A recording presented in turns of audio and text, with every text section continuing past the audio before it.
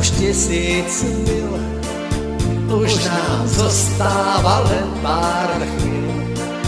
Cestu vieme, čo nás šťastiu privedie.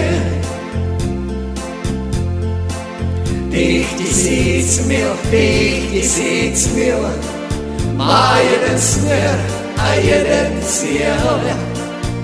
Jeden cieľ náš starý známy, šťastný svet. Jeden cieľ náš starý známy, šťastný svet. Šťastný svet. Šťastný svet. Šťastný svet. Šťastný svet. Šťastný.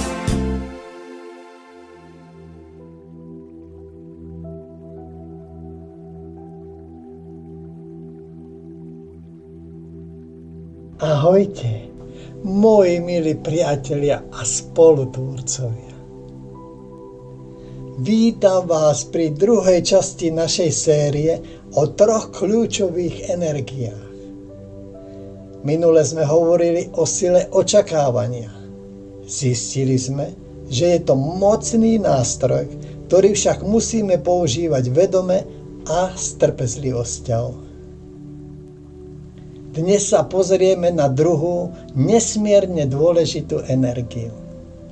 Na energiu, ktorá je pevným a stabilným partnerom nášho očakávania. Je to energia dôvery. Práve ona nám dáva tú silu a pokoj, aj keď sa veci nedejú presne podľa našich predstáv. Aký je rozdiel medzi vierou a dôverou? Tieto dve slová často používame, ako by znamenali to isté. Je však medzi nimi dôležitý rozdiel. Viera je niečo veľké a často nehmotné. Keď povieme viera v Boha, cítime v tom niečo slávnostné, ale aj vzdialené. Dôvera je naopak niečo osobnejšie, bližšie. Vzťahuje sa na niekoho konkrétneho. Skúste si teraz povedať: dôverujem svojmu anjelovi strážnemu. Alebo dôverujem svojej duši. Cítite ten rozdiel? Je to niečo oveľa teplejšie, osobnejšie a pozemskejšie. A presne takúto dôveru sa potrebujeme naučiť. Vedomú a hlbokú dôveru v našich nebeských pomocníkov, v našu dušu a v sily svetla.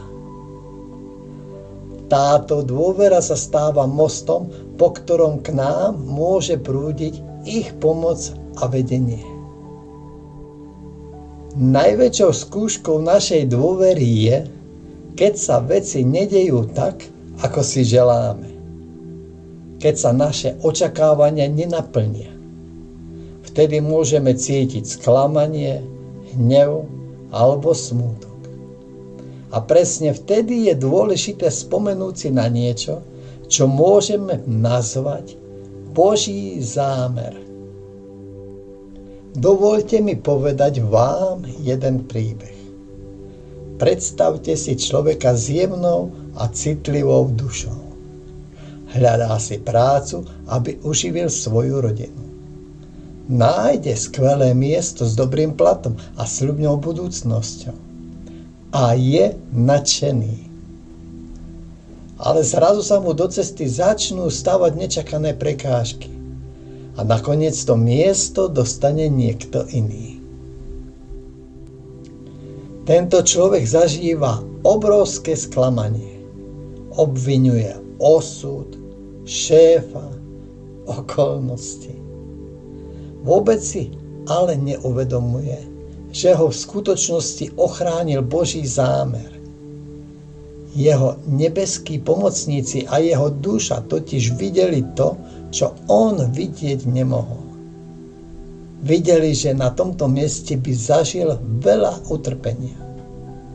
Že by ho zničila zlá atmosféra, pánovačnejšie a intrigy kolegov. A hlavne táto práca vôbec nebola v súlade s poslaním jeho duše. V skutočnosti pre neho bolo pripravené úplne iné, oveľa lepšie miesto. Miesto, ktoré čoskoro nájde. A bude to práca, ktorá prinesie radosť a úžitok nielen jemu, ale aj ľuďom okolo neho. Skúsme si predstaviť, aký by bol náš život, keby sme žili v takejto hlbokej dôvere. Bol by to život bez strachu a neistoty. Aj keby sa nám niečo nepodarilo, vedeli by sme, že je to pre naše dobro. Že nás, naša duša a naši pomocníci vedú tou najlepšou možnou cestou. Bol by to svet, kde si ľudia navzájom dôverujú, pretože komunikujú úprimne a od srdca. Kde sú všetky naše myšlienky a pocity priehľadné, pretože telepatia je prirodzenou súčasťou nášho života. Vo svete vysokých vibrácií, v našom šťastnom svete, je klamstvo a pretvárka nemožné. Lebo tam je dôvera základom všetkého. Dnes sme sa teda pozreli na druhú kľúčovú energiu na dôveru. Zistili sme, že je to osobný a láskyplný vzťah s našimi nebeskými pomocníkmi. A pochopili sme, že aj keď sa naše očakávania nenaplnia, často je to prejav tej najväčšej lásky a ochrany. Aby sme však našli dokonalú harmóniu a rovnováhu, potrebujeme k očakávaniu a dôvere pridať ešte tretiu poslednú energiu. A to je umenie prijatia. A práve o ňom si povieme v ďalšej záverečnej časti našej minisérie. Zažili ste aj vy niekedy vo svojom živote situáciu, kedy ste boli najprv sklamaní, ale neskôr ste zistili, že to, čo sa stalo, bolo pre vás to najlepšie?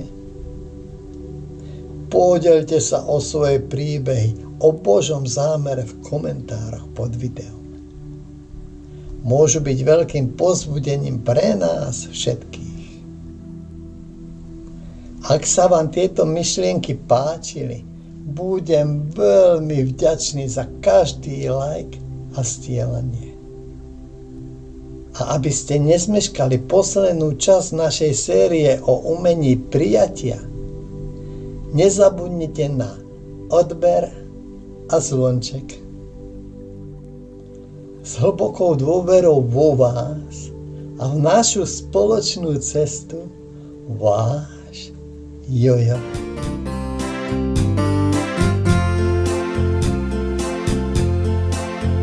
V nohách máme už 1000 mil, už nám zostáva len pár chvíľ. Cestu vieme, čo nás šťastiu privedie. Tých 1000 mil má jeden smer a jeden cieľ. Jeden cieľ náš starý známy, šťastný svet. Jeden cieľ náš starý známy, šťastný svet. Šťastný svet. Šťastný svet. Šťastný svet. Šťastný svet. Šťastný